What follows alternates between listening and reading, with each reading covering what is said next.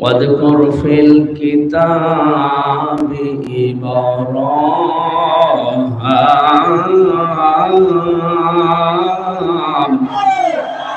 إنه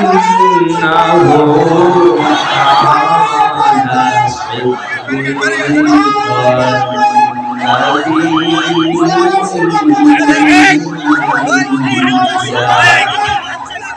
صدقت يا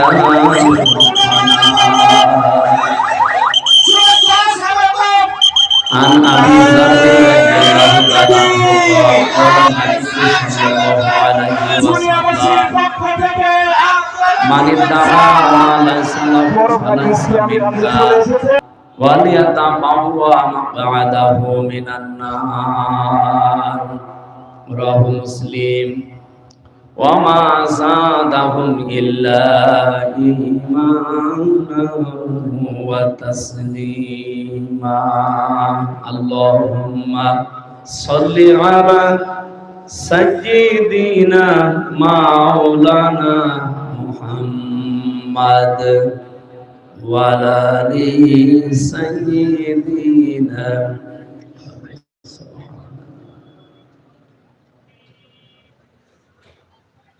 কত ব্যথা কত ভাবে সয়েছ যে তুমি তোমারই খুনে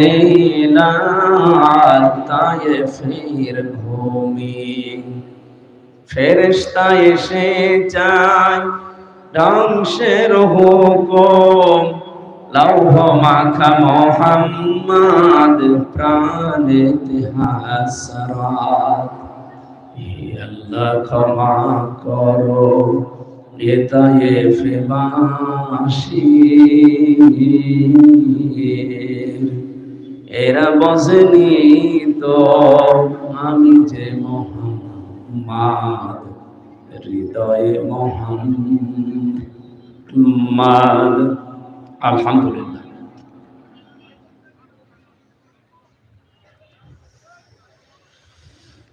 প্রাণপ্রিয় জেলা কুষ্টিয়া ভেড়ামারা থানার অন্তর্গত জুনিয়াদহ ফুটবল ময়দানে যুব সমাজ ও এলাকাবাসী যৌথ উদ্যোগে তাফসিরুল কোরআন মাহফিল, এটা 9 বছর চলছে এখানে একাধারে। এতদিন যারা কোরআনে কারিমের পেছনে লেগে আছে, এই আয়োজনের সাথে যারা সম্পৃক্ত, যে মানুষগুলো এখনো পর্যন্ত জীবিত আছে, যারা মারা গেছে, প্রত্যেককে আল্লাহ যেন মাফ করবে। আরো জোরে বলে। মাহফিলের সম্মানিত সভাপতি জনাব মোহাম্মদ রাশিদুল হাসান আজাদ, অবসরপ্রাপ্ত অতিরিক্ত সচিব, আতালাল্লাহু উমরাহু ওয়া বারাকাল্লাহু ফি হায়াতি। মাহফিলের প্রধান অতিথি সাবেক চেয়ারম্যান মিরপুর উপজেলা পরিষদ মিরপুর কুষ্টিয়া, বাংলাদেশ জামায়াতে ইসলামী মিরপুর ভেড়ামারা এই আসনের মনোনীত সংসদ সদস্য পদপ্রার্থী, আপনাদের এলাকার সন্তান, বিশিষ্ট রাজনীতিবিদ, শ্রদ্ধাভাজন ব্যক্তিত্ব জনাব মোহাম্মদ আব্দুল গফুর, আতালাল্লাহু উমরাহু ওয়া বারাকাল্লাহু ফি হায়াতি, বলেন আমিন। এ মাহফিলে এতক্ষণ যিনি আলোচনা রাখলেন, মুফাসসিরে কোরআন, প্রিন্সিপাল ইমদাদুল উলুম মাদ্রাসা যোগিয়া কুষ্টিয়া, মুফতি ফরিদ উদ্দিন আবরার দামাদ বারকাতুহুমুল আলিয়া, বলেন আমিন। আমার আগে কথা বলছিলেন কুষ্টিয়ার সন্তান, সাংবাদিক মুফতি সাইফুদ্দিন আল আজাদ, কথা বললেন মুফতি আব্দুল্লাহ আল আমিন, আব্দুল্লাহ আল মামুন। মঞ্চে বসা ইসলামিক চিন্তাবিদ, শিক্ষাবিদ, রাজনীতিবিদ, আপনাদের ভেড়ামারার সন্তান ডক্টর মাওলানা জসিম নুরুল আমিন জসিম দামাদ বারকাতুহুমুল আলিয়া, বলেন আমিন। মঞ্চে বসা আছেন বাংলাদেশ জামাত ইসলামী ওলামা বিভাগ কুষ্টিয়া জেলা শাখার সম্মানিত সেক্রেটারি জনাব মাওলানা ইয়াসির আরাফাত জিহাদি। মঞ্চে বসা আমার সাথে আজকে এসেছেন ঝিনাইদহ বাড়ি ইসলামিক চিন্তাবিদ, মুফাসসিরে কোরআন, কুষ্টিয়া হরিপুর কেন্দ্রীয় মসজিদের সম্মানিত খতিব হাফেজ মাওলানা মুফতি হাফিজুর রহমান জিহাদি, মঞ্চে বসা আমি অনেকের নাম জানি না, সম্মানিত ব্যক্তিবর্গ, সামনে বসা মুসলমান ভাইরা, পর্দার আড়ালের সম্মানিত মা এবং বোনেরা, প্রশাসনের ভাইরা, প্রাণ প্রিয় কুষ্টিয়াবাসী, যাদের উদ্যোগে আজকের এই কোরআনের মাহফিল এখানে সাজানো হয়েছে, স্বেচ্ছাসেবকদের জন্য, সদস্যদের জন্য প্রাণ খুলে দোয়া করছি সারাটা জীবন যেন কোরআনের পেছনে তারা ব্যয় করতে পারে। নবীজি জানিয়েছেন, তিনটা জায়গায় যদি কেউ টাকা পয়সা সময় খরচ করে, কিয়ামতের দিন তার জবাব আল্লাহর কাছে দেওয়া লাগবে না। এক নম্বরে কোরআনের পেছনে। আপনি কোরআন প্রসারে কায়েমে যার পেছনে সম্পদ এবং সময় ব্যয় হবে, যদি ওটা কোরআন কেন্দ্রিক হয়, যেহেতু এটা আল্লাহর বাণী, এজন্য কিয়ামতে এই সময়ের এই সম্পদের হিসাব আল্লাহর দরবারে দেওয়া লাগবে না। যুবকরা মিলে এলাকায় যাদেরকে সাথে নিয়ে কোরআন প্রচারে আজকে আঞ্জাম দিলে, শুধু প্রচার করলে হবে? বলেন বলেন, এই কোরআনকে প্রচার করার পরে এটাকে আপনাকে বোঝা লাগবে। কিন্তু বোঝার সিস্টেমগুলো আমাদের দেশে ওইভাবে চালু নেই। আমরা চালু করতে চাই আগামীতে, যে কোরআন যেভাবে আমরা হালকা প্রচার করি, এভাবে যেন অন্তত আমরা বুঝতে পারি। কোরআন যেভাবে প্রচার করার নিয়ম, তার চাইতে বেশি দরকার বোঝা। এ বাংলাদেশ, ভারত, পাকিস্তানে যারা কোরআনের কথা বলে, অনেক মানুষ আমরা কোরআনের এই প্রচার শোনার পরে না বুঝে মনে করি ওইটাও ঠিক। আমি নাম ধরে বলছি যে বিভিন্ন ভণ্ড পীর যারা আছে, এই মানুষগুলো যখন আলোচনা শুরু করে, কথাবার্তা আমাদের সামনে বলে, এরা কি কোরআন হাদিসের বাইরে কোনো আয়াতের কথা বলে? বলেন বলেন, এরা কোরআনের আয়াত দিয়েই কথা শুরু করে, কিন্তু আয়াত পড়ে ঠিক চলে যায় অন্য লাইনে। আর এটা দোষ শুধু ওদের না, দোষ আমাদেরও আছে, কারণ আমরা তো বুঝি না আছে তাহেরি সাহেব বলল কি। যদি বুঝতাম যে তাহেরি সাহেব জিকিরের নাম নিয়ে আল্লাহর নাম বাদ দিয়ে দিয়েছে, যেখানে আর 11 দিন পর একটা দিবস আমাদের সামনে আসতেছে, নাম কোরবানি। কি নাম? এ কোরবানি খালি আমাদের উপর আল্লাহ দেয়নি। ঈদুল আজহা এটা শুধুমাত্র আমাদের উপরে না, কোরবানির এই নিয়মটা একেবারে দুনিয়া তৈরি হওয়ার পর থেকে চলে আসতেছে, কিয়ামত পর্যন্ত চলবে। কিন্তু ঈদুল ফিতর যেটা, এটা কিন্তু একেবারে দুনিয়া তৈরি হওয়ার পর থেকে শুরু হয়নি। এটা মাত্র 1500 বছর আগে শুরু হয়েছে, যখন কোরআন নাজিল হয় তখন। আর রমজানুল মুবারক যখন এই পৃথিবীতে ঘোষণা হয়েছে, তখন এই রমজানের যে ঈদ আমরা বিশ্বনবী হিজরত করার পরে ঘোষণা দিয়েছিলেন, তার ভেতরে এইটা একটা। তার মানে ঈদুল ফিতরের বয়স খুব বেশি না, মাত্র 1500 বছর। আর কোরবানির বয়স কোটি কোটি বছর। আল্লাহ রাব্বুল আলামিন বলেন, ওয়ালিকুল্লি উম্মাতিন জাআলনা মানসাকান, অবশ্যই আমি প্রত্যেক জাতির জন্য কোরবানির নিয়ম এটা বানিয়ে দিয়েছিলাম। এখানে মানসাক শব্দের অর্থ তিনটা। নুসুকের প্রথম অর্থ হচ্ছে জবাই করা। 2 নাম্বার, নুসুক মানে হজের কার্যকলাপ, এখন যেটা চলছে, হাজিরা করছে। 3 নাম্বারে নুসুক মানে ইবাদত বন্দেগী, যেটা কষ্ট পায়। এই তিনটার সমন্বয়ের নাম মানসাকুন বা নুসুক। তাহলে নুসুকের প্রথম অর্থ যদি আপনি জবাই করা ধরেন, এ পর্যন্ত শেষ করে না দিয়ে আপনি কি বলতে চান? আল্লাহ যে জবাই করো তোমরা প্রত্যেক জাতির জন্য, আমি এটা দিয়েছিলাম বিধান। লিয়াযকুরুসমাল্লাহি আলা মা রাযাকাহুম মিন বাহিমাতিল আনআম। বলেন আল্লাহু আকবার।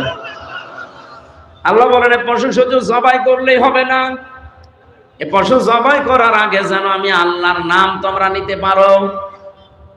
যেখানে পশু জবাই করার আগে কোরবানির শিক্ষা আছে, আল্লাহর নাম নেওয়া লাগবে। কার নাম? আরো জোরে বলেন। নাকি বাবার নাম নিলে হবে? অনেকে তো ইয়ালি বাবা, শালি বাবা, খাজা বাবা বলেও জবাই করে।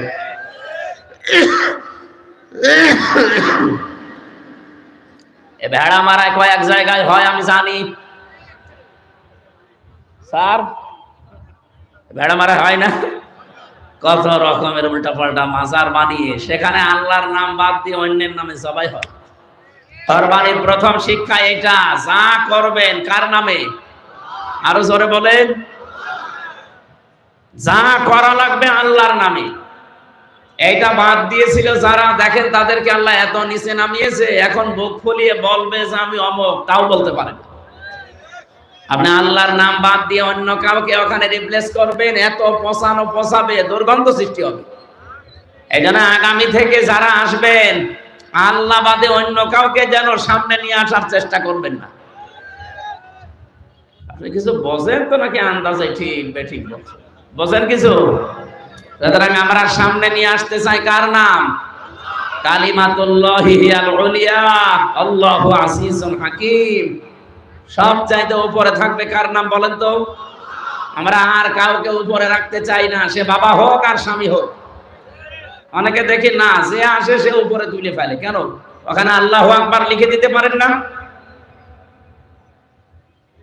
লিয়াজকুরু ইসমাল্লাহ, যেন তারা, এই নাম এখানে জের দেওয়া আছে, যেন তারা আল্লাহর নাম উচ্চারণ করতে পারে। আলা মা রাযাকাহুম, তাদেরকে যে রিজিক গুলো দিয়েছি, মিন বাহিমাতিল আনআম, এই চতুষ্পদ জন্তু জানোয়ার এগুলো জবাই করার সময়, যেহেতু যে সমস্ত ভণ্ড দরবার গুলোতে আল্লাহর নাম বাদ দিয়ে অন্যের নাম উচ্চারণ হয়, কোরবানির শিক্ষা তারা আজও নিতে পারে।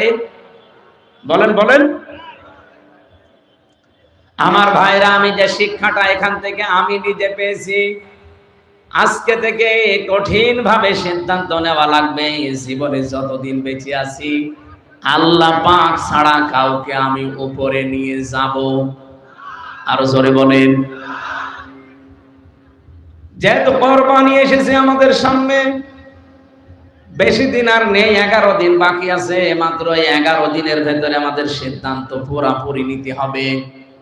এবার যদি সিদ্ধান্ত ভুল করেন, আমার মনে হয় আবার কতদিন পরে কোরবানি আসতেও পারে, নাও আসতে পারে।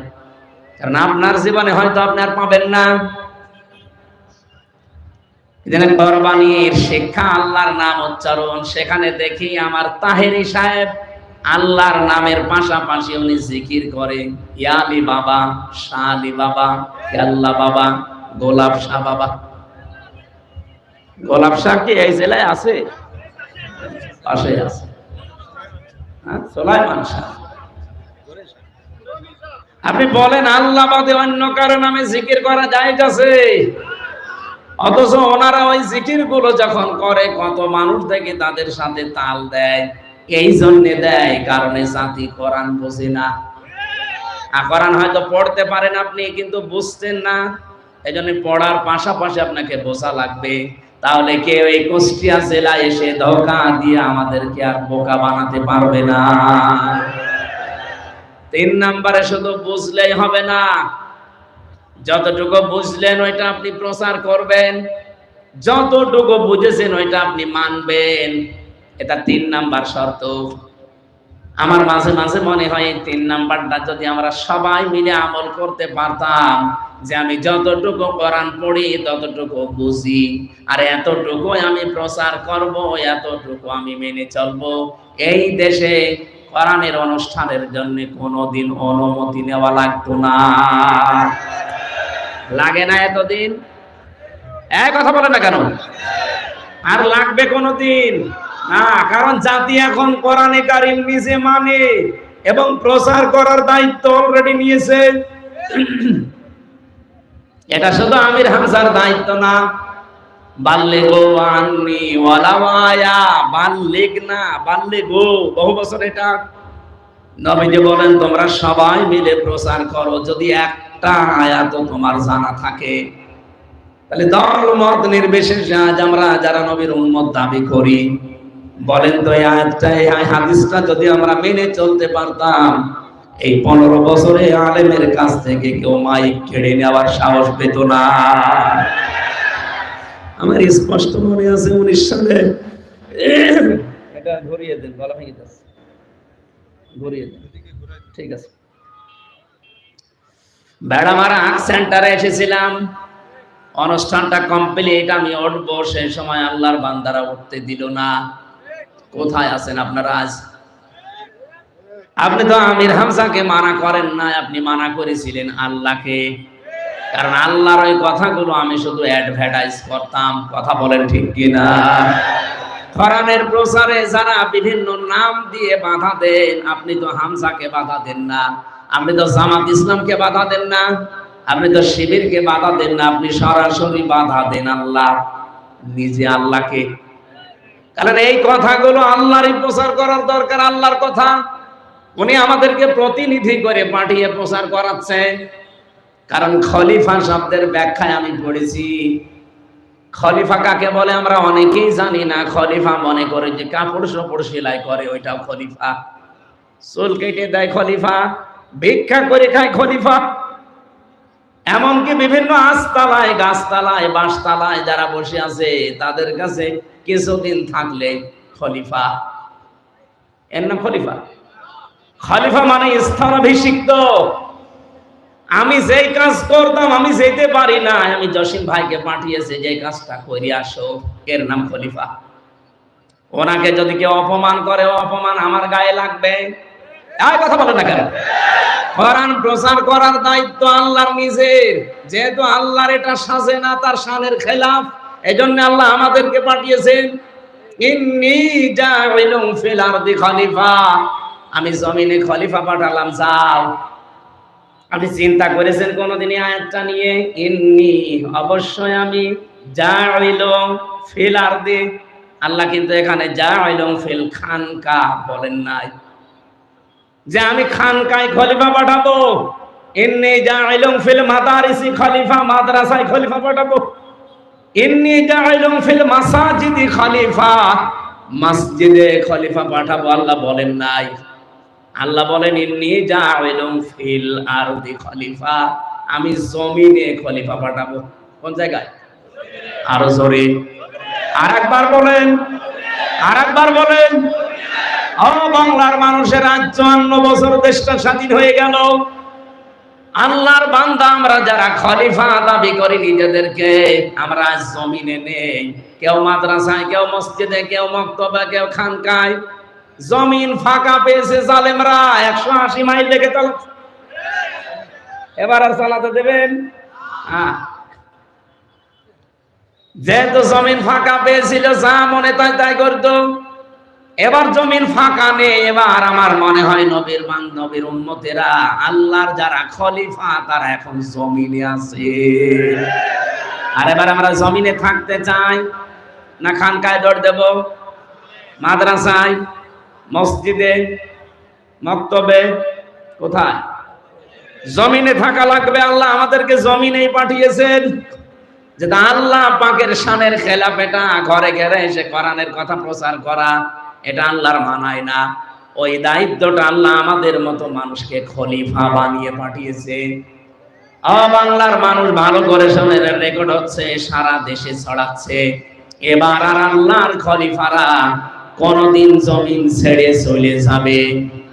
যত ষড়যন্ত্র হোক, যত সমস্যা দেখা দিক, জমিনে টিকে থাকা লাগবে। আমরা স্বপ্ন দেখতে চাই এবার জমিনে, যেহেতু খলিফার দায়িত্ব নিয়ে আমরা আছি। 300 এমপির ভেতরে 151 জন অন্তত পড়ান। এটা যদি কেউ মনে করেন যে না এটা জামাত ইসলামের কাজ, হোক এইটা কাজ। কেউ যদি মনে করেন এটা দুনিয়ার কাজ, হ্যাঁ এইটাই দুনিয়ার কাজ। যদি মনে করেন এটা রাজনীতি, হ্যাঁ এইটাই রাজনীতি। আপনি জমিনে থেকে কাজ করলে আপনারটা রাজনীতি হয় না। আপনার মতো আমিও একজন নাগরিক মানুষ, আমি জমিনে থেকে কাজ করলে কোরআনের পক্ষে এটা রাজনীতি হয়। আমার মনে হয় আপনার কোনো দুর্বিসন্ধি আছে। কথা বলে না কেন? আপনার ভেতরে যে দুর্বিসন্ধি আছে, এটা কিন্তু মানুষ এখন বুঝে ফেলছে। আমি একটা হাদিস পড়েছিলাম, বাংলা বলবো, রাগ করবেন না। মুসলিম শরীফের হাদিস, নবীজি বলেন মানিদ্দাআ মা লাইসা লাহু ফালাইসা মিন্না ওয়ালিয়াতাবাওয়া মাকআদাহু মিনান নার। কোন ব্যক্তি যদি এমন জিনিসের দাবি করে যে জিনিস তার না, ওই জিনিস যদি সে নিজের আয়ত্তে নিয়ে নেয়, জোর করে, জবরদস্তি করে, দখল করে, চাঁদাবাজি করে, যেভাবে হোক, অন্যের জিনিস যদি নিজের আয়ত্তে নিয়ে নেয়, যেই দিন এই কাজ করেছে ফালাইসাম, কথা বললেন না? আপনি বলেন তো বাংলাদেশে হাদিস মেলে না, এই জবাব দিলেন না? বলেন বলেন, কত মানুষকে আমরা দেখতে পেলাম এই হাদিস বাংলাদেশে অনেকে আজ মেনে নবীর উম্মত থেকে অলরেডি বের হয়ে চলে গেছে, কথা বলেন ঠিক কিনা? দ্বিতীয় নম্বরটা আরো কঠিন, ওয়ালিয়াতা বাওয়া মাকাদাহু মিনান নার, সে যেন জাহান্নামে নিজের একটা স্থান তৈরি করে নিল, বলেন নাউজুবিল্লাহ। আমাদের জীবন যেন এরকম। এই কি বৃষ্টি হচ্ছে?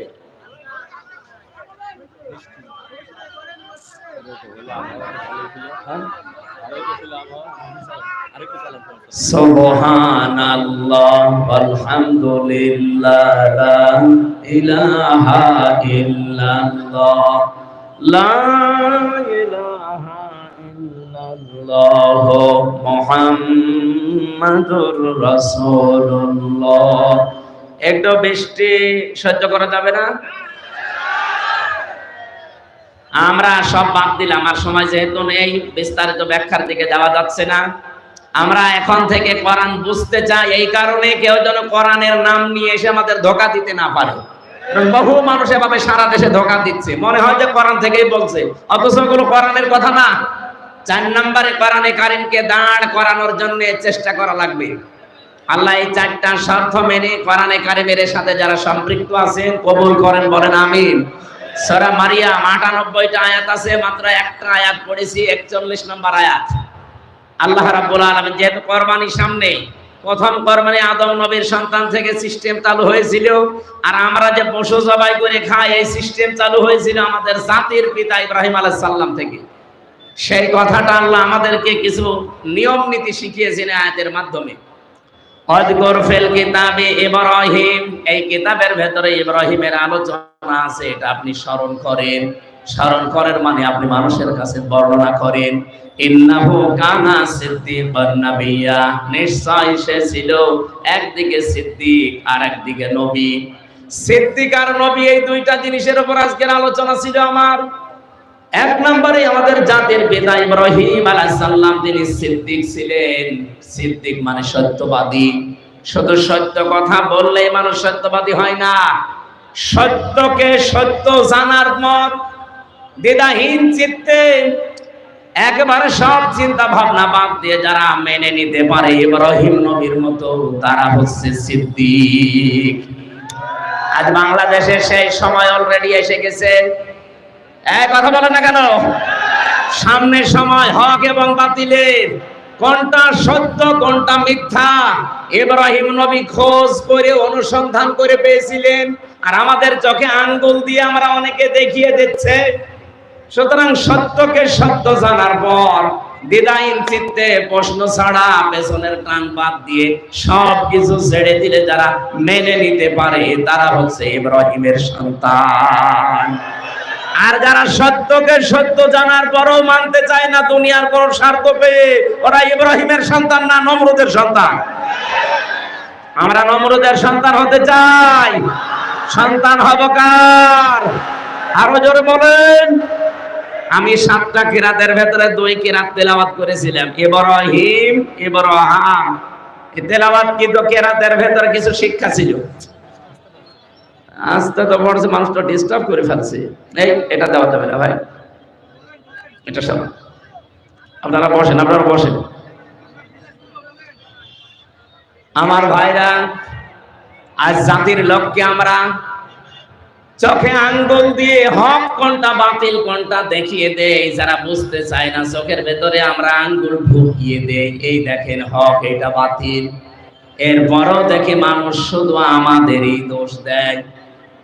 আমার এখনো ওই দোষ দিতে পারে নাই, মুরব্বীকে হয়তো দিতে পারে, বলে 71-এর অপরাধী, 52-এর অপরাধী, 47-এর অপরাধী।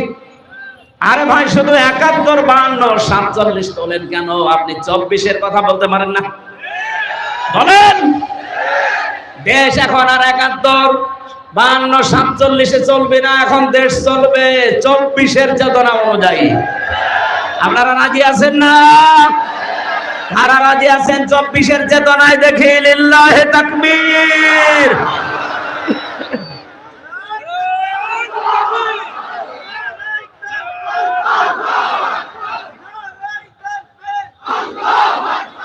আলহামদুলিল্লাহ ভাই। আগামী মাসের 10 তারিখে, জুন মাসের 10 তারিখে জুলাই আগস্টের ঘোষণাপত্র প্রকাশ করার কথা। ওটা প্রকাশ হওয়ার পরেই বাংলাদেশের যে সংবিধান আছে এটা বিলুপ্ত হয়ে যাবে। এখন যিনি আছেন চুপ্পু মিয়া, ও অটোমেটিক বাতিল হয়ে যাবে। এই কথা বোঝেন আমার? রাম আর বাম আর কিছু বাতিলদের মাথা এমনি খারাপ হয়নি, ওরা জাতে মাতাল হলো তাহলে ঠিক আছে, ওরা বুঝে ফেলেছে। কারণ দেশের মানুষের অবস্থান এখন কোন জায়গায় আমরা কিছু খবর না রাখলে ওরা কিন্তু হালকা খবর পাচ্ছে। মাইক্রোসফট, এটা খ্রিস্টানরা রিপোর্ট বানিয়েছে, ওরা রিপোর্ট দিয়েছে বাংলাদেশে আগস্টের 5 তারিখের আগ পর্যন্ত মাত্র 100 জনের 15 জন বলতো আমরা ইসলাম চাই এই দেশে, আর এখন 100 জনের 77 জন মানুষ বলছে আমরা এই দেশে ইসলাম চাই। মাথা এমনি খারাপ হয়েছে। আমি বাইরের দেশগুলোতে কিছুদিন আগে সফর করেছিলাম, মালয়েশিয়া, সিঙ্গাপুর, থাইল্যান্ড, এরপরে ইন্দোনেশিয়া, বাহরাইন, যতগুলো দেশ ঘুরলাম, ওই সমস্ত দেশে যে আমি আগে যাই বিশ্ববিদ্যালয়ে, নাম করা ভার্সিটি যেগুলো আছে আগে ওগুলো ঘুরে আসি, দেখি ওখানে কোনো তথ্য পাওয়া যায় কিনা। ওখানে যে সমস্ত বিশ্ববিদ্যালয়গুলো ঘুরেছিলাম, ওই দেশের মালয়েশিয়ার স্বরাষ্ট্রমন্ত্রীর যিনি দায়িত্বে আছেন, উনি বাংলাদেশে যেমন ইসলামী ছাত্র শিবির বলে একটা সংগঠন আছে না, মালয়েশিয়া ইসলামী ছাত্র শিবিরের নামে একটা সংগঠন আছে, ওটা অন্য নামে চলে। ওই দেশে ইসলামী ছাত্র শিবিরের কেন্দ্রীয় সেক্রেটারি জেনারেল হচ্ছে এখন মালয়েশিয়ার স্বরাষ্ট্রমন্ত্রী। ওই দেশের যিনি এখন দায়িত্বে আছেন ডক্টর আনোয়ার ইব্রাহিম হাফিজাহুল্লাহ, ওনার সাথে একটা সাক্ষাতের ব্যবস্থা ছিল, কিন্তু আমার ফ্লাইটের কারণে আমি আর পারি না। আমি যতগুলো দেশের বড় বড় মানুষের সাথে মিশেছি, কথা বলেছি, তারা এ কথা জানাতে চায় যদি ইসলামের হাতে এই দেশ বাংলাদেশ সামনে আসে তারা চালাতে পারবে তো, কি কি করবে, এই কথাগুলো আপনারা বলেন। তার মানে বিশ্বে শুধু বাংলাদেশ না, 257টা দেশ আছে, মুসলিম অমুসলিম মিলে সবাই এখন অনেকের ভেতরে বিশ্বাস 15 থেকে যখন 77% চলে গেছে, এই দেশের সামনে কোরআন বিজয়ী কেউ বাধা দিয়ে আটকিয়ে রাখতে পারবে না ইনশাআল্লাহ। নয়তো এমনিতেই জিজ্ঞাসা করে যে কোরআন যদি সামনে আসে কিভাবে চালাবেন, এমনি বলে, এতদিন তো বললো না, এর আগে তো বহুবার গিয়েছি, কই কোনদিন তো জিজ্ঞাসাও করে নাই। দেশের অবস্থা দেখে এই জরিপগুলো যেহেতু খ্রিস্টানরা বানিয়েছে, আমরা তার ঘুষ দিয়ে বানাইনি, লবিস্ট নিয়োগ করে বানিয়েছি, তারা এমনি আমাদের দেখতে পারে না। তারপরও যখন বানিয়েছে, আপনি বিশ্বাস করেন অবস্থা কিন্তু গোপনে গোপনে এত দূর চলে গেছে। কিন্তু যে মানুষগুলো কোনো কাজ নেই, কাম নেই, তাদের আসল ব্যবসায় রাজনীতি, ওদের মাথা কিন্তু খারাপ হয়ে গেছে। আগস্টের 5 তারিখের পরে কিন্তু অনেকের চরিত্র জনগণ বুঝে ফেলেছে। আজকে আমার একজন বলছিল, একজন বড় মাপের, আমি নাম নিলাম না, আমি একটা অপারেশনে ছিলাম আজকে, উনি আমারে বলছে যেভাবে দেশ এগিয়ে যাচ্ছে, আগস্টের 5 তারিখের পরে একটা বড় দল যেভাবে উল্টাপাল্টা কাজ আরম্ভ করেছে, জনগণের কাছে যেহেতু চরিত্র তাদের একেবারে সব স্পষ্ট, নির্বাচন আসতে আসতে মানুষ ইসলামের পক্ষে যদি কলা গাছও দাঁড়ায় সেও পাস করে। এখানে জোয়ার যখন এসেছে, আপনাদেরকে আমি আল্লাহর এই আয়াত থেকে শিক্ষা দিতে চাই। আমাদের জাতির পিতা ইব্রাহিম নবী, উনি হক সন্ধান করেছিলেন, অনুসন্ধান করেছিলেন, খোঁজ করেছিলেন, তারপরে তিনি হক পেয়েছেন। তিনটা, এখানে প্রায় 3টা নিয়ম নীতি আমি আয়াতে পেয়েছি। সূরা আনআমের 74 নম্বর আয়াত থেকে আপনি খুলে দেখবেন। আমি কি তাফসিরে যাব? আপনারা দৌড় দেবেন না তো? আল্লাহ রাব্বুল আলামিন বলেন, যারা দাঁড়িয়ে আছেন যদি জায়গা ভালো থাকে বসেন। এই যে ভাই, এত মূর্তি ভাঙার পরও আপনি দাঁড়িয়ে আছেন, আপনার ভাঙা লাগবে।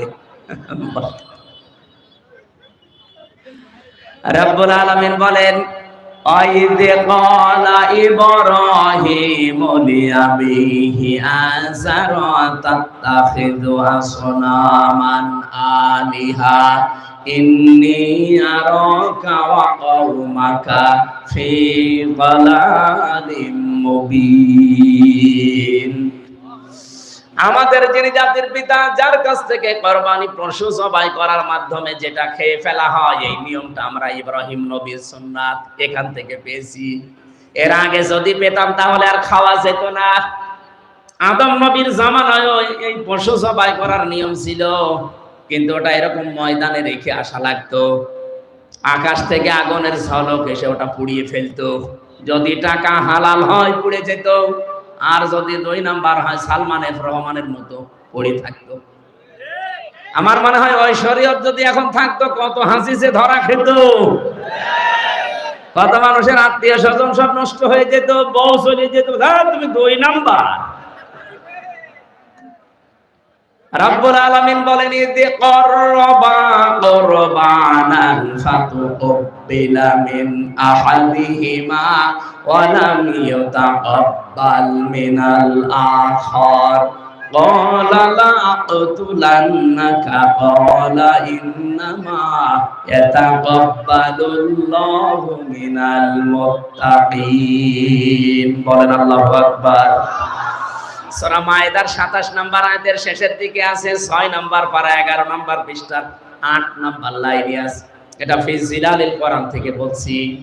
রব্বুল আলামিন বলেন, আমি যখন এই 2 আদম নবীর সন্তান 2 জনাবীর হাবিল আর কাবিলকে বললাম রেখে আসো কোরবানি এরকম সাঁটিয়াল ময়দানে, তারা রেখে এসেছে। একজনেরটা কবুল হয়েছে, ওই যে সিস্টেম বললাম, আরেকজনেরটা হয়নি।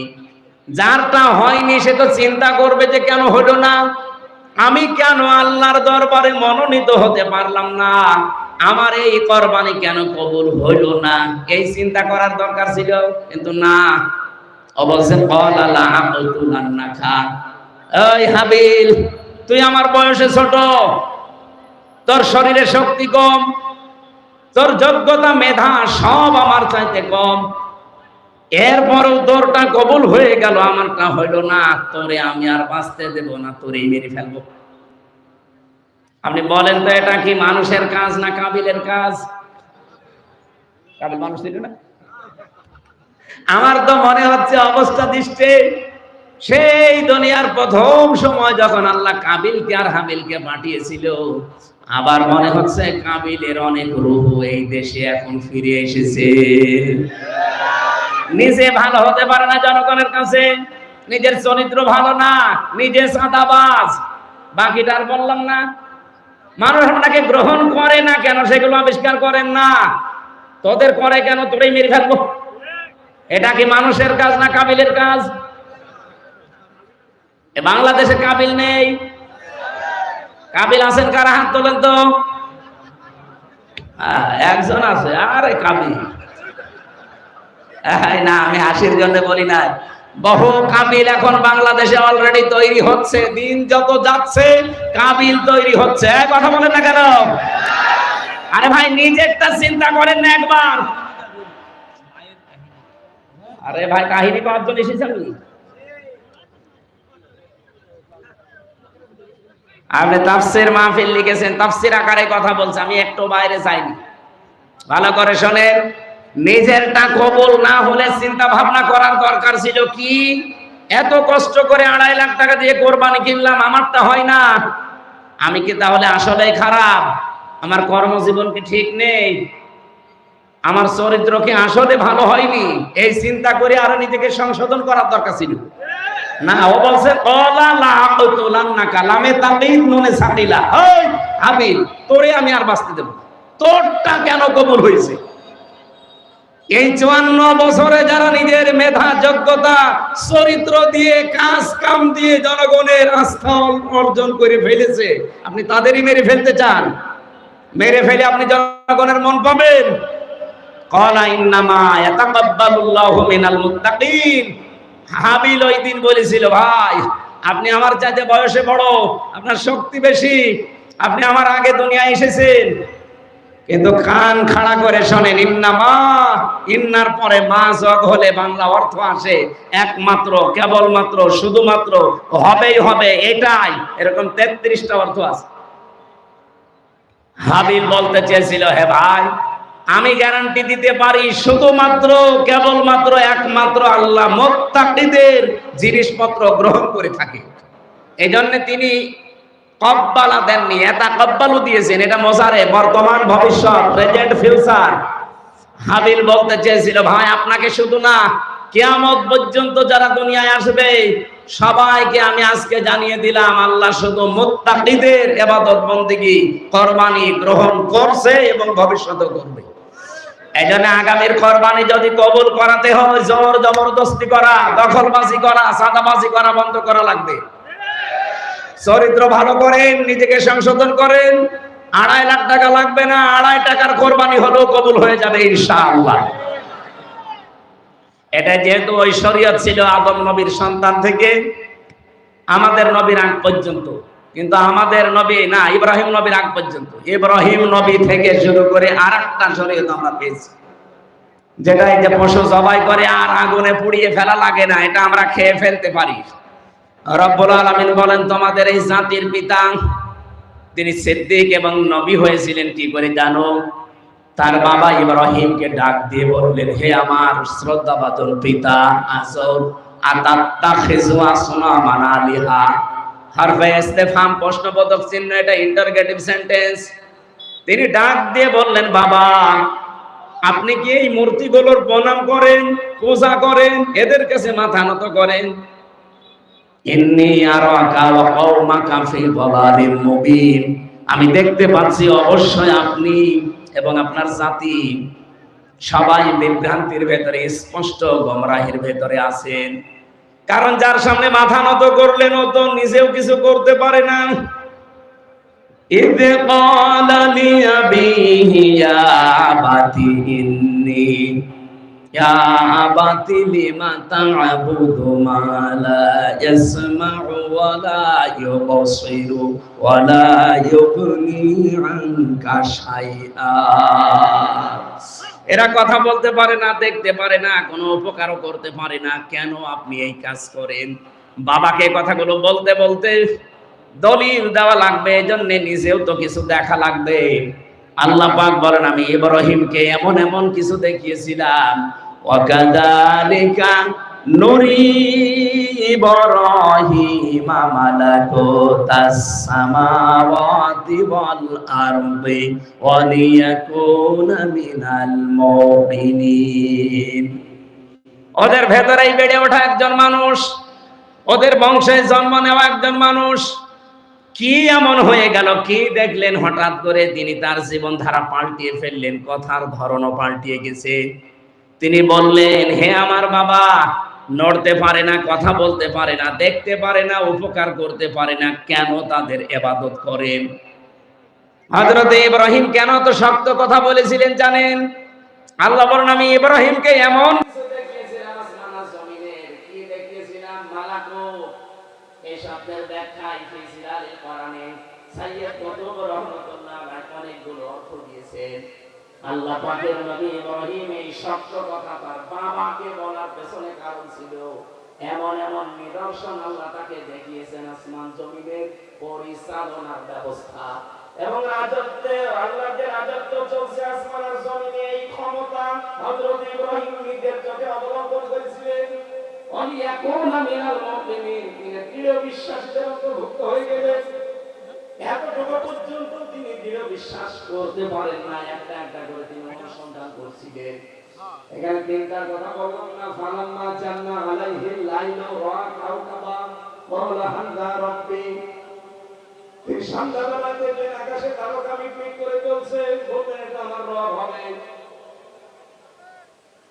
ওটা যখন অস্তমিত হয়ে গেল তিনি বললেন, ক্বালা লা ক্বালা ফালাম্মা আফালা ক্বালা লা উহিব্বুল আফিলিন।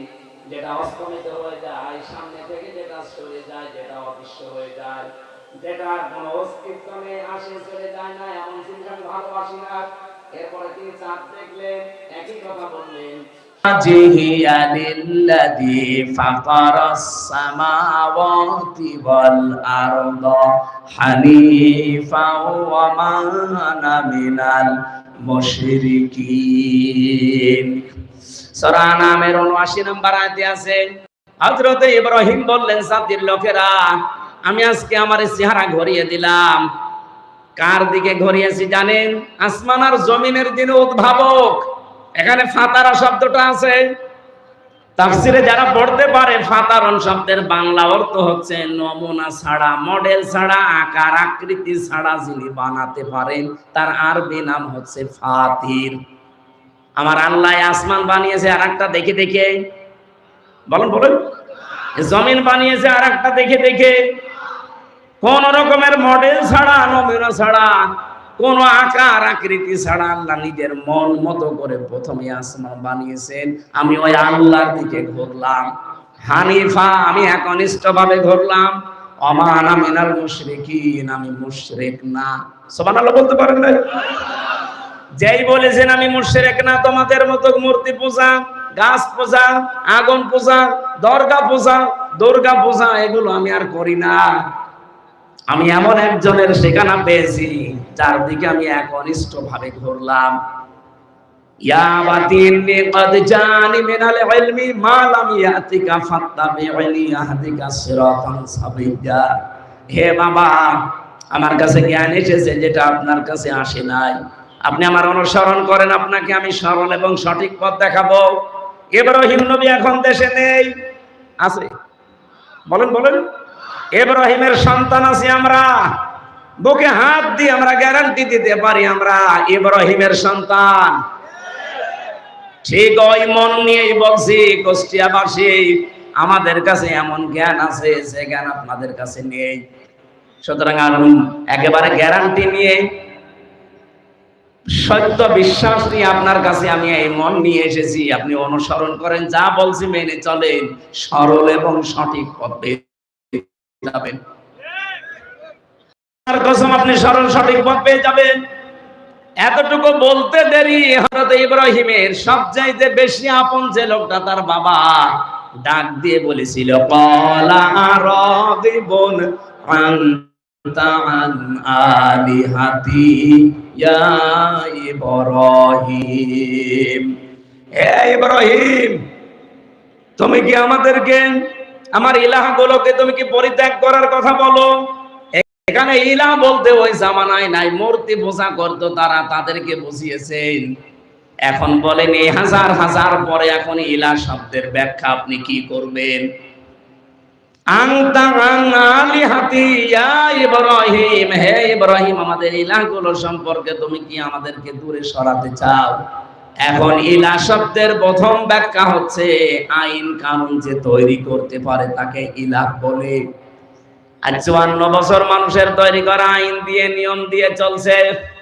যখনই আমরা বলি এই মানুষের তৈরি করা আইন বাদ দিয়ে আল্লাহর পাঠানো আইন দিয়ে ব্যক্তি, পরিবার, সমাজ এবং রাষ্ট্র চালাতে হবে, ওই নমরুদের মতো, আজরের মতো যে মানুষগুলো আছে তারাও আমাদেরকে ইব্রাহিমের মতো দুইটা কথা বলে। ওই জামানায় ইব্রাহিমকে দুইটা কথা তার বাবা বলেছিল, লা ইল্লাম তানতাহি লা আরজুমান্নাকা ওয়াহজুরনি মালিয়া। ডাক দিয়ে বলেছিল ইব্রাহিম, যে কথা বললে এই কথা যদি নিজেকে মুক্ত করতে না পারো, যদি আমাদের দেবতাদেরকে গালিগালাজ বন্ধ না করো, যদি বলো যে আমি মুশরিক, এ কথা বললে ছেড়ে দেব। যদি বলো আমি মুশরিক না, আমি শিরিক করি না, আমি পার্টনারশিপ করে চলি না, 1 নম্বরে আমি তোমাকে হত্যা করব। বাবা বলছে এই কথা। 2 নম্বরে তুমি আমার কাছ থেকে ওয়াহজুরনি মালিয়া, দূরে চলে যাও, যেন তোমাকে আমি আর না দেখি, তোমার কথা আমার মনে না থাকে। আমার তো মনে হচ্ছে ঠিক এই কথাটা ইব্রাহিমের সন্তানদের 100 ভাগ খাপের খাপ মিলে যাচ্ছে।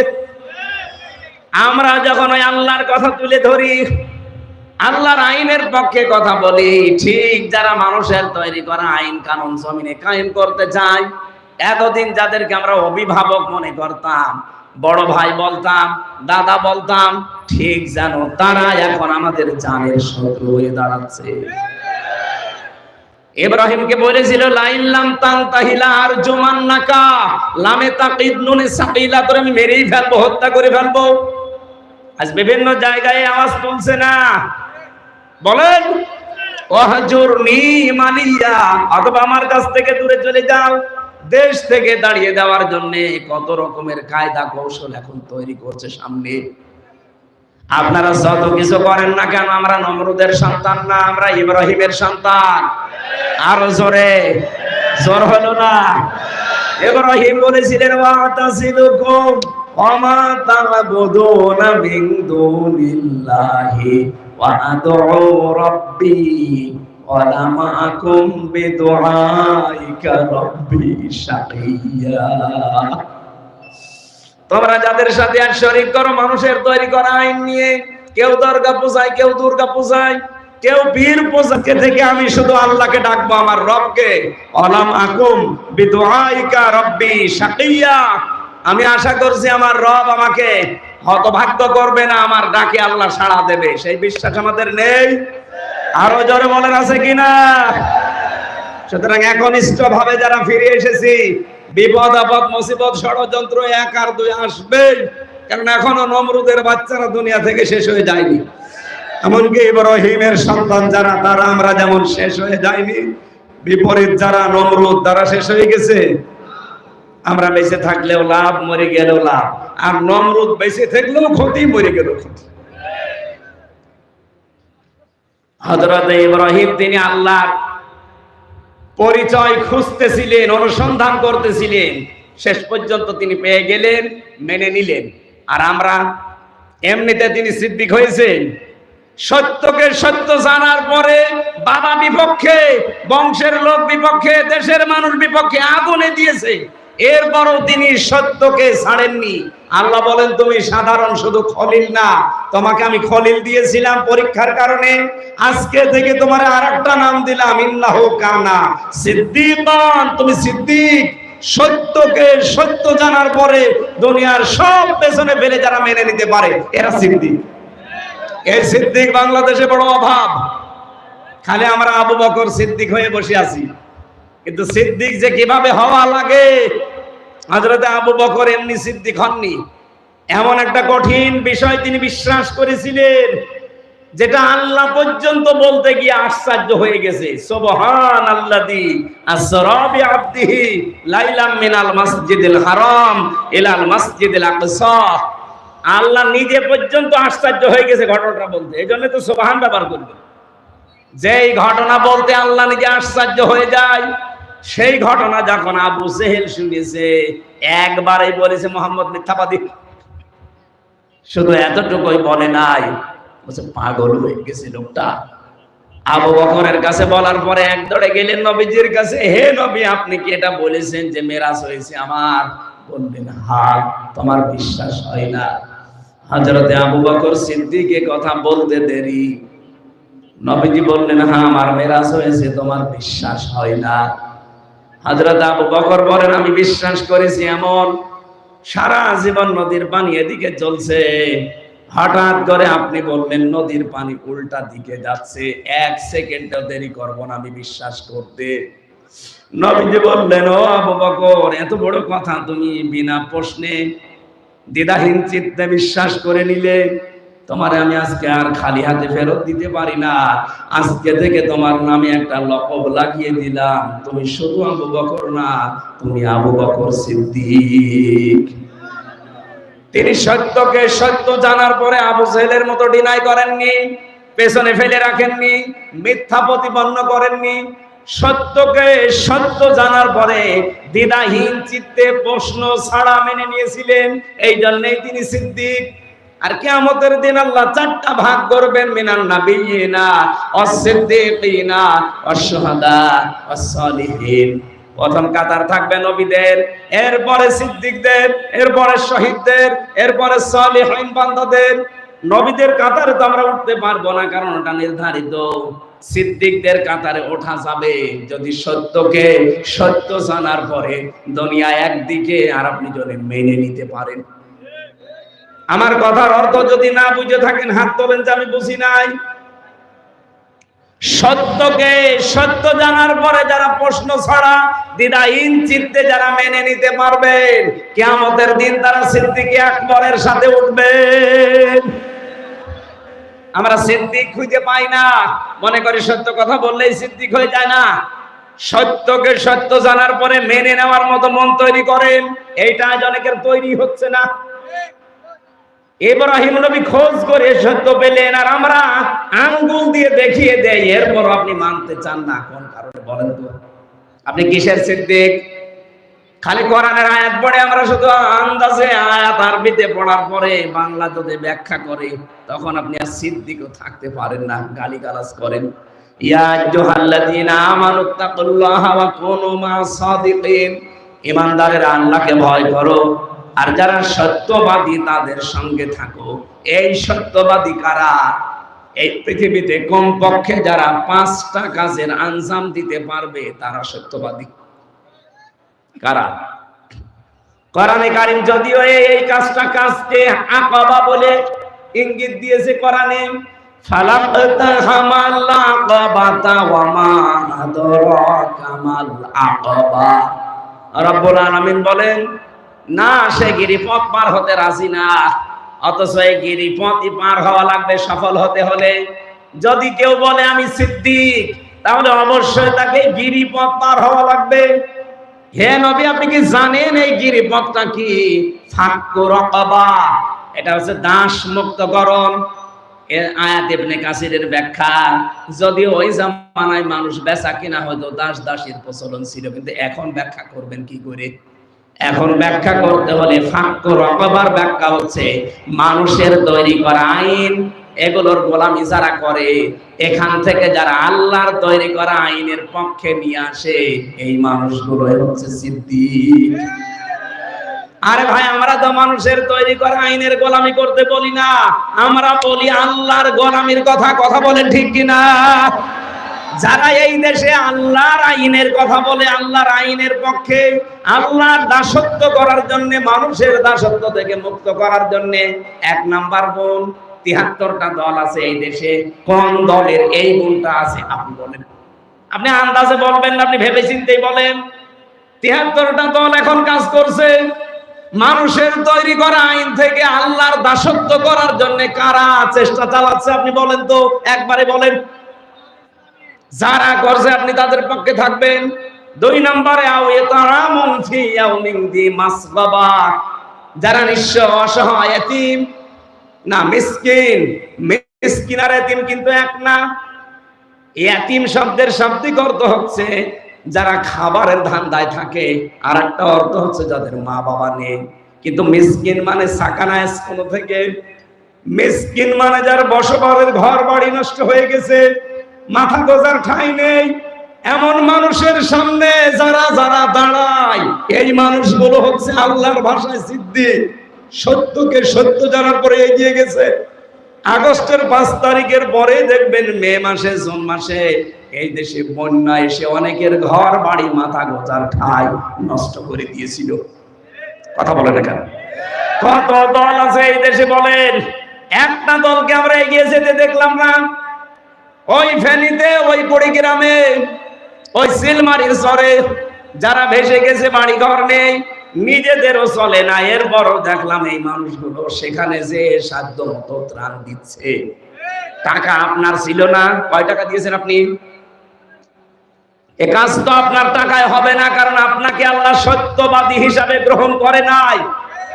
3 নম্বরে ইয়াতীমান দা মাকরাবা, যারা নিকট আত্মীয় স্বজনের ভেতরে এতিম, অসহায়, এদের পাশে যারা দাঁড়ায়।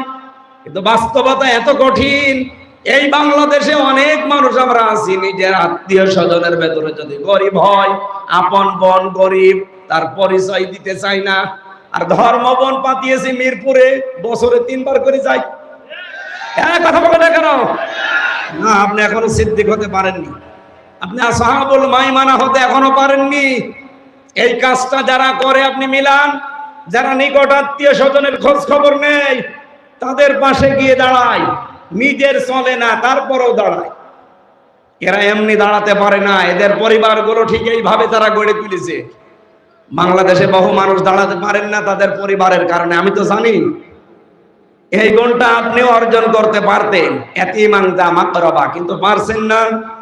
আপনার নিকট আত্মীয় স্বজন গরিব মানুষ যারা আছে, চাচা হোক, বোন হোক, ফুফু হোক, এই প্রতিবেশী আত্মীয় স্বজন, এদের কাছে যেতে পারেন না, তাদের হক আদায় করতে পারেন না। একটাই কারণ, আপনার বউ বাধা দেয়, আপনার শাশুড়ি বাধা দেয়। এরকম পরিবার দেশে নেই। আমাদের বাধা দিয়ে আটকাতে রাখতে পারে না, কারণ আমরা ছোটবেলা থেকে ওইভাবে তৈরি করি যে এতিমানটা মাকরাবা হওয়া লাগবে। করিব থেকে এটা এসেছে। নিকট আত্মীয় স্বজনের খোঁজ খবর না রাখলে যত বড় মুসলমান দাবি করেন, আপনি নামের আগে পরে সিদ্দিক লাগান, জীবনও আল্লাহ আপনাকে সিদ্দিকের কাতারে কিয়ামতে তুলবে না। এই জন্য বউ যারা এসেছেন, বিভিন্ন জায়গায় বসে আছেন মা বোনেরা, আপনি যদি চান আপনার স্বামী আরো বেশি দিন বেঁচে থাক, আপনার স্বামীর সম্মান মর্যাদা ইজ্জত দুনিয়ায় আরো বেড়ে যাক, আপনি সব সময় স্বামীকে দিয়ে চেষ্টা চালাবেন। দেখো, আর যাই করো, আমাদের পক্ষে হোক বিপক্ষে হোক, নিকট আত্মীয় যাদের রক্তের সম্পর্ক, এইগুলোর হক আদায় করো। এরকম বউ দেশে কম না বেশি? বলেন বলেন। পাওয়া যাচ্ছে না। আজ হাজারো পরিবারের শান্তি নেই বউ শাশুড়ির জন্য। স্বামীগুলো আজ মানসিক রোগী হয়ে যাচ্ছে। আমি কি বেশি বলে ফেললাম? বলেন বলেন। সম্মানিত মা বোন যারা এসেছেন, কিসের নামাজ পড়েন আপনি? আমি জানি যে আপনার রাগ হচ্ছে, আপনি মনে মনে দোয়াও করছেন যে হুজুর এতক্ষণ ভালো ছিল, কি আমাদের পেছনে আবার লাগলো, হুজুর যেন মরে যায়। যাব মরি, তারপরও সত্য বলে যায়। আর আপনাদের এই বউ আর শাশুড়ির ছোট মনের কারণে হাজারো স্বামী আমরা আজ মানসিক রোগী। কারা কারা এরকম ঝামেলায় আছেন হাত তোলেন তো, তোলেন হাত। সুইসাইড পর্যন্ত করছে পলাশ সাহা, এসপি ছিল। শুধু মা আর বর এই ঝামেলার কারণে লোকটা মরে গেল। আমরা যেন এরকম পাগলামি কেউ না করি, সাবধান হওয়া লাগবে। সিদ্দিক হওয়ার জন্য পরিবারকে এভাবে গড়ে তোলেন। এই জন্য বাংলাদেশে ৭৩টা দলের একটা দল আমি পেয়েছি, যেই দল করলেই হয় না, ওই দলে প্রতি সপ্তাহে 2 দিন করে অন্তত পারিবারিক বৈঠক করা লাগে কোরআন আর হাদিস দিয়ে। খালি আপনি সিদ্দিক হবেন হবে না, তার পরিবারটাও সিদ্দিক করা লাগবে। এই কথা বলেন না কেন? সিদ্দিক আয়েশা সিদ্দিকা কি আকাশ থেকে পড়েছিল? তাকে তৈরি করা লেগেছে। আমাদের পরিবারেও যারা আয়েশা, খাদিজা, ফাতেমা আছে, তাদেরকে আমরা আয়েশার মতো সিদ্দিকা বানাতে চাই। বলেন বলেন। আহ্বান জানাচ্ছি, দিয়ে দেন, দেখবেন এমনি আপনার বউ সিদ্দিক হয়ে যাবে। প্রতিদিন 8টা 9টা করে ঘর পূরণ করা লাগে। এমনি আপনার বউ 3 মাস 6 মাসে দেখবেন ওর চরিত্র পাল্টিয়ে ও অলরেডি এখন ফাতেমা তো জহরা আয়েশা সিদ্দিকার অনুসারী, অনুগামী অলরেডি হয়ে গেছে। এই জন্য একটা বই আছে আমার, আপনারা নিয়ে মেয়েকে পড়াবেন, বউকে দেবেন।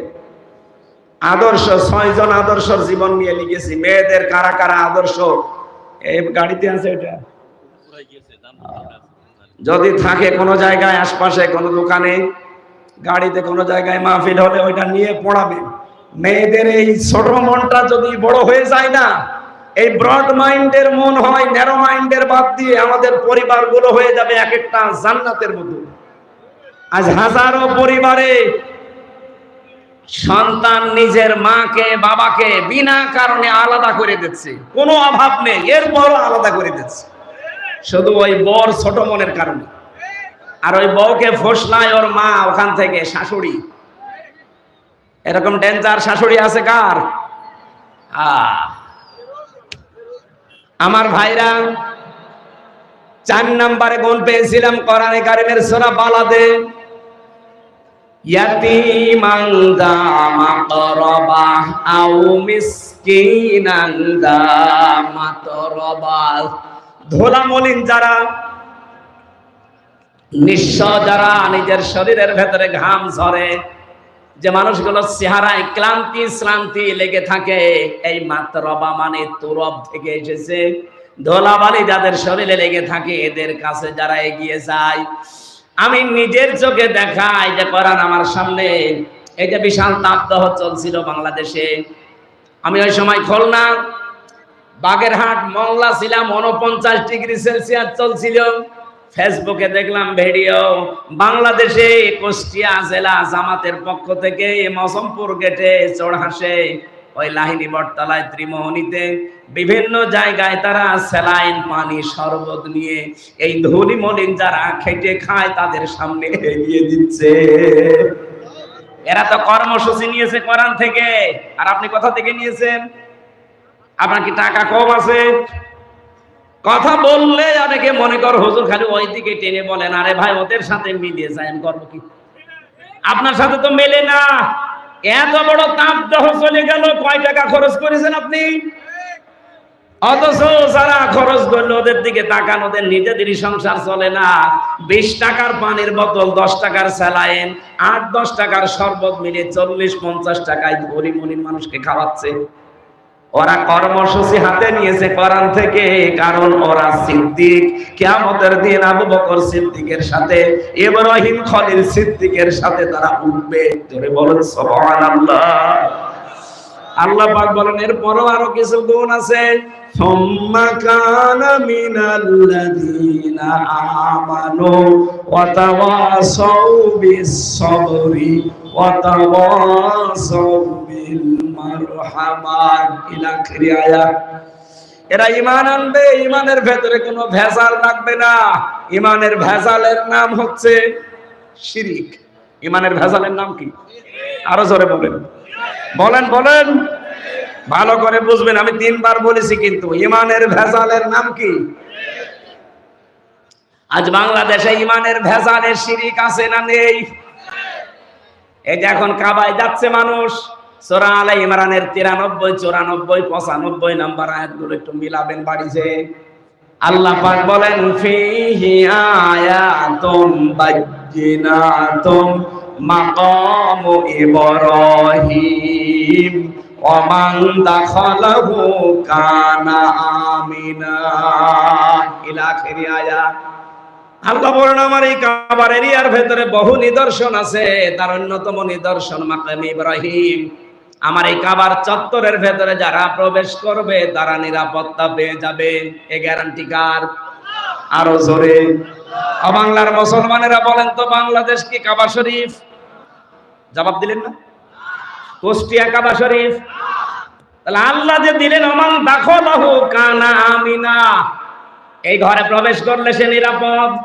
নিরাপত্তার বেষ্টনীতে সে স্থির থাকতে পারবে, কেউ তার ক্ষতি করতে পারবে না এরিয়ার ভেতরে গেলে। আমি নিজে দেখেছি বাইরে কত চিন্তায় হয়, মারামারি কাটাকাটি গালিগালাজ আছে, কিন্তু কাবার এরিয়ার ভেতরে কোনো মারামারি কাটাকাটি নেই। কেন? ওই জায়গাটা নিরাপত্তার বেষ্টনী দেওয়া। হামজা দিয়েছে কে? আরো জোরে। কেন দিয়েছে? কারণ ওই এরিয়ার ভেতরে কোনো শিরিক নেই।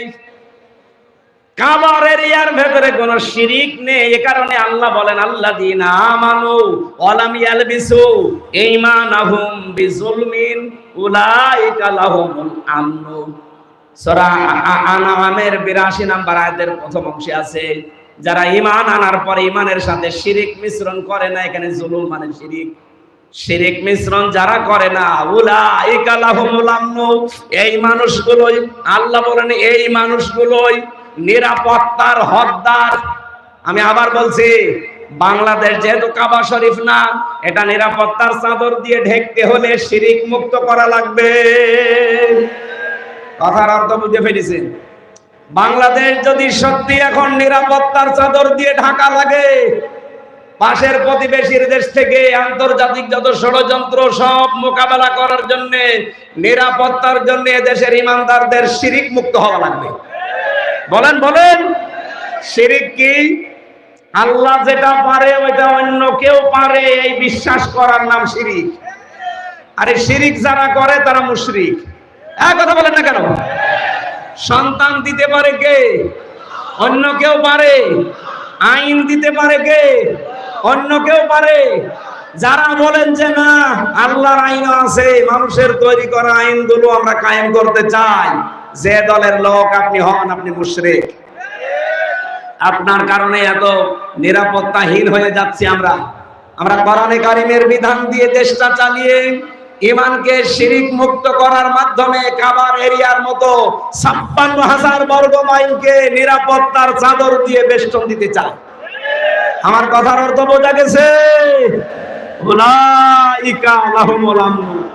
আল্লাহ বলেন এইভাবে আমি দেখালাম, উলাইকা মনে হচ্ছে তার আঙ্গুল দিয়ে দেখাচ্ছে। এই ৫৬,০০০ বর্গ মাইল যেই দিন শিরিক মুক্ত হবে, আল্লাহ যেটা পারে অন্য কেউ পারে না, এই বিশ্বাস নিয়ে যখন আমরা চলতে পারবো, এই দেশটা কাবার এরিয়ার মতো আপনি দেখবেন এটা নিরাপত্তার চাদর দিয়ে আল্লাহ বেষ্টন করে রেখেছে। যত রকমের ষড়যন্ত্র ৪ দিন চলছিল, এই ষড়যন্ত্র ৪ দিন না ৪০,০০০ বছর ধরেও যদি চলে, আমরা শিরিক মুক্ত ঈমান গঠন করতে পারলে সব মোকাবেলা করবে কে? আল্লাহুম্মা ইন্না নাজআলুকা ফি নুহুরিহিম ওয়া নাউযু বিকা মিন শুরুরিহিম। মুখস্থ করে এটা সব সময় মুখে রাখবে। আল্লাহ ওদের মোকাবেলায় আমরা তো পারলাম না, তোমাকে রাখলাম। পারবেন আল্লাহ? বলেন বলেন। যত ষড়যন্ত্র চালাচ্ছে আমাদের দাদা বাবুরা মিলে, বিভিন্ন মোড়লদেরকে ধরে ধরে, সব ষড়যন্ত্রের মোকাবেলায় আমাদের এই মানে আর কাজ না। কাকে রাখলাম? অবশ্যই আমার আল্লাহ আমাদেরকে নিরাপত্তার চাদর দিয়ে বেষ্টন করে রাখবেন। এজন্য সিদ্দিক হওয়ার প্রথম শর্ত, সত্যকে সত্য জানার পরে দ্বিধাহীন চিত্তে মেনে নেওয়ার মন মানসিকতা, ওই রকম যোগ্যতা নিজেকে তৈরি করেন। অথবা সাউবিল হাক্কি অথবা সাউবিল মারহামা অথবা সাউবিস সবরি অথবা সাউবিল মারহামা।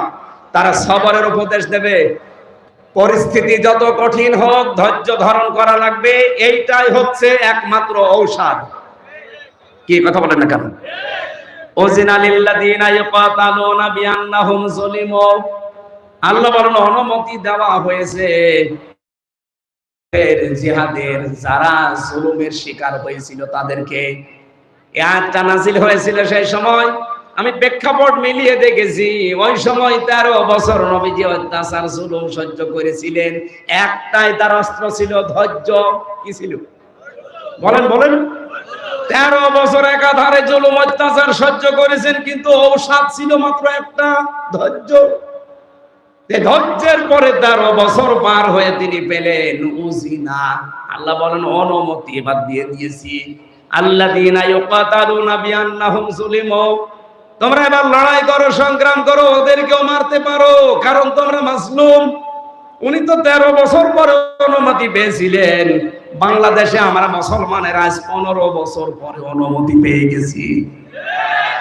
উনি যদি ১৩ বছর পরে অনুমতি পায়, ১৫ বছর পরে পাবো না? এক কথা বলেন না কেন? এই জন্য আজকে দুপুর বেলা একটা আয়াত পড়ছিলাম, ইয়াকাতিলুনা ফি সাবিলিল্লাহ ফায়াকতুলুনা ওয়া ইউকতালুন। তোমরা লড়াই করবা, সংগ্রাম করবা আল্লাহর রাস্তায়, আগে মারবা এরপরে মরবা।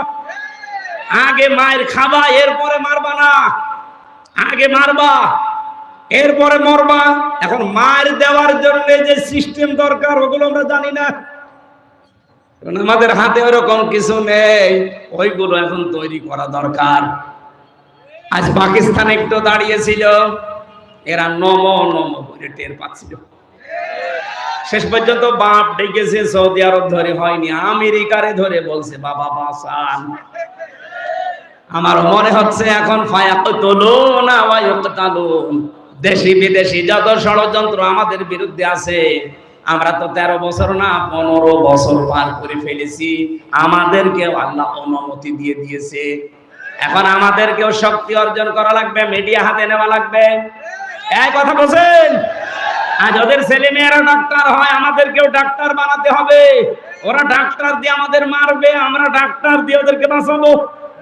ফায়াকতুলুনা ওয়া ইউকতালুন। ওরা যেই জিনিস দিয়ে মারে, তোমরা আগে ওখানে মারো, এরপরে মরবা। মরা পরে, আগে মারা লাগবে। ওরা আজ ওদের ছেলে মেয়েদেরকে ইঞ্জিনিয়ার বানায়, রডের বদলে বাঁশ দিয়ে আমাদের মারে। আমরা আমাদের ছেলে মেয়েদেরকে ইঞ্জিনিয়ার বানাবো। ওরা ছেলে মেয়েকে ডিসি বানায়, এসপি বানায়, টিএনও বানায়, ওসি বানায়। আমরাও সামনে ছেলে মেয়েদেরকে ডিসি, এসপি, টিএনও, ওসি বানাবো। বলেন বলেন। ওরা ছেলে মেয়েদেরকে এমপি বানিয়েছে, মন্ত্রী বানিয়েছে, আমরাও ছেলে মেয়েদেরকে সামনে এমপি বানাবো, মন্ত্রী বানাবো। ওরা যা মারে ওইভাবে মার। ওরা বহুত মাছ ধরে দিয়েছে আমাদেরকে এই 54 বছর ধরে ধরে। নবীজি 13 বছর পরে যদি অনুমতি পায়, আমরা 54 বছর বাদ দিলাম, 15 বছর তো গেছে। 15 বছর পরে এখন আমরা অনুমতি পেয়ে গেছি। ইন্নাল্লাহা আলা নাসরিহিম লাকাদির, লাম বাদ দিলে অর্থ করতে পারতাম, লাকাদির দিলেন কেন? আল্লাহ বলেন ইন্নাল্লাহা আলা নাসরিহিম লাকাদির, অবশ্যই আমি আল্লাহ এ বিষয়ে তোমাদেরকে সাহায্য করতে সক্ষম। এরপরে আবার অবশ্যই দিয়েছে ইন্নাল্লাহা, তো আছে আলা নাসরিহিম, এই হিম এটা জমির বহু বছর, শুধু এই এদেরকে না, কিয়ামত পর্যন্ত হিম থাকবে। সত্যি যারা অত্যাচারিত হওয়ার পরে অনুমতি পাবে জিহাদের,